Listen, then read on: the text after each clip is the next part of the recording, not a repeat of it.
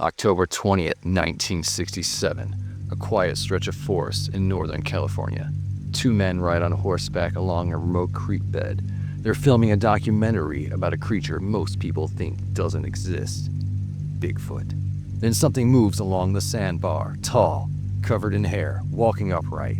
Roger Patterson jumps off his horse, grabs his camera, and films 59 seconds of footage that will become one of the most debated pieces of film in history. For decades, people have argued about what that film shows: proof of Bigfoot, a man in a costume, or something we still don't understand. And what's fascinating is everyone is watching the same 59 seconds. Same figure, same movement, same footage. But people walk away with completely different conclusions. Some people see proof. Some people see a hoax. And psychology actually has a framework for why that happens. Welcome to Monsters and the Mind. I'm Joseph. I study cryptids, folklore, and strange stories people tell about creatures that may or may not exist. And I'm Igor. I'm a cognitive psychology professor at Indiana University, South Bend. I study perception, memory, and how the mind decides what is real, Each episode will take a famous cryptid encounter and explore the psychology behind why people see what they see. So let's start with the event itself. On October 20th, 1967, Roger Patterson and Bob Gimlin were riding on horseback near Bluff Creek in Northern California. They were filming footage for a documentary about Bigfoot. According to their account, they came around a bend and saw a large figure walking along the sandbar. Patterson quickly dismounted, grabbed a 16mm camera, and started filming. The footage lasts just under a minute. In that time, we see a tall, hair-covered figure walking upright across the creek bed. Long arms, heavy stride, and then the moment that made this footage famous.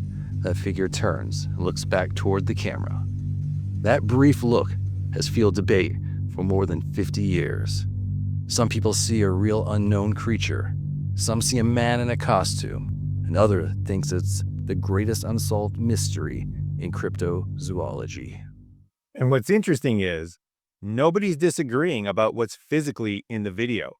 Everyone sees the same figure. Everyone sees the same movement. The disagreement happens when people decide what that evidence means.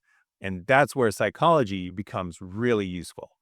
So there's a concept in psychology called signal detection theory. It actually comes out of World War II. Radar operators were trying to determine whether a blip on a screen represented an enemy aircraft or just noise. Sometimes the signal was clear. Sometimes it was ambiguous, and they had to make a decision. Psychologists later realized this isn't just a radar problem. It's something humans do constantly. We're always deciding whether something we're seeing is actually there or whether it's just uncertainty. So this idea was formalized in psychology in the 1960s, especially in the classic book by Green and Sweats called Signal Detection Theory and Psychophysics, published in 1966. And has become one of the foundational frameworks for understanding perception and decision-making under uncertainty. Because when you break it down, in any signal detection decision, there are only four possible outcomes. First, if something is there and you correctly detect it, that's called a hit.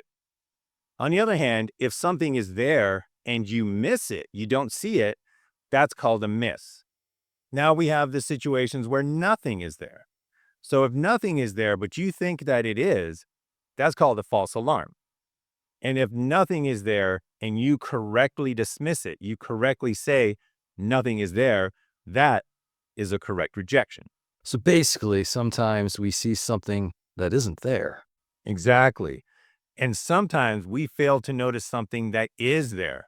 But the really important part is this: your mind has to decide how much evidence is enough before saying, yes, that's real. And that's called your decision criterion. So how does that apply to the Patterson film? So what's fascinating here is that skeptics and believers are looking at the same evidence. Nobody is seeing a different video. Nobody has extra footage. It's the same ambiguous stimulus, but they've set their criteria differently. Someone with a very conservative criterion might say, I need extremely clear, unambiguous evidence before I believe this is Bigfoot. So they watch the footage and decide, nope, that's not enough evidence, probably a person. But someone with a more liberal criterion might say, this looks unusual, and I don't have a clear alternative explanation. So they watch the same footage and they decide that could be Bigfoot. So they're not really disagreeing about the video itself. They're disagreeing about how much evidence is enough. Exactly. Signal detection theory says both groups are responding to the same signal, but they've drawn their line in different places. They've drawn their line in the sand at different locations. One group says, not enough evidence yet. The other says, this crosses my threshold. And once that happens, their interpretations diverge. And that explains something really interesting. This debate really is never going to end. Even decades later, it's still going on. Yeah, and it's not going to stop because the Patterson-Gimlin film sits right in the middle.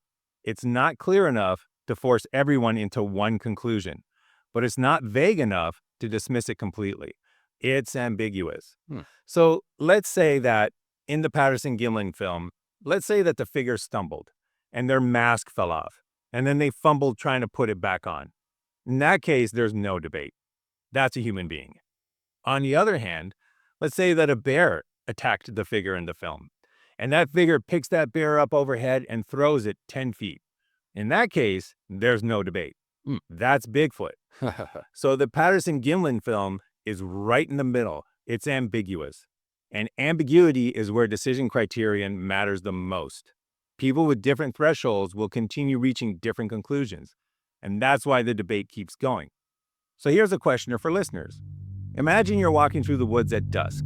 You see something large moving between the trees, only for a moment. Your brain has to decide, was it a person? Was it an animal? Or something unknown? How much evidence would you need before deciding it was something unusual? Your answer might say something about where you set your own decision criterion. All right, the mind's measure on the Patterson-Gimlin film. The footage sits right on the boundary between signal and noise, clear enough to suggest a real presence, ambiguous enough that belief and expectation fill in the rest. Believers and skeptics are looking at the same evidence, but they've chosen different criteria for deciding what counts as enough, which means the real mystery might not just be what was walking along the creek bed in 1967. It might be how the human mind decides when uncertainty becomes belief. And sometimes that belief doesn't stay isolated. Sometimes it spreads. Because when one person reports seeing something, the next person might be more likely to see it too. Next time, we're heading to Northeast Ohio. On March 6, 2 separate encounters were reported in Manitoua Center. Witnesses described a massive, upright figure near the wooded area, tall, dark, moving along the tree line. Then, on March 9th, 2 more sightings were reported in Garrettsville. One came from hikers on the Headwaters Trail who said they saw a roughly 10-foot creature, hair-covered, walking upright, grunting, turning its upper body to look at them. Another witness in Windham reported seeing something large run in and out of the woods. Then on March 10th, another encounter came from Newton Township. A man taking his dog outside at 4 a.m. saw a large dark figure standing at the edge of the tree line. He estimated it at 9 to 10 feet tall. His dog began shaking and lunging toward the woods. Different witnesses, different towns, but all within just a few days, all describing the same type of figure. People started calling it a Bigfoot flap. So the question becomes, does each new sighting add credibility, or does it change what the next person is prepared to see? We'll look at the Northeast Ohio Bigfoot flap. And the psychology of how sightings can spread. Because sometimes the second sighting is more likely than the first. And once that happens, uncertainty can start to feel much more real. Thanks for listening to Monsters and the Mind. I'm Joseph. And I'm Igor. And remember, until next time, keep it creepy.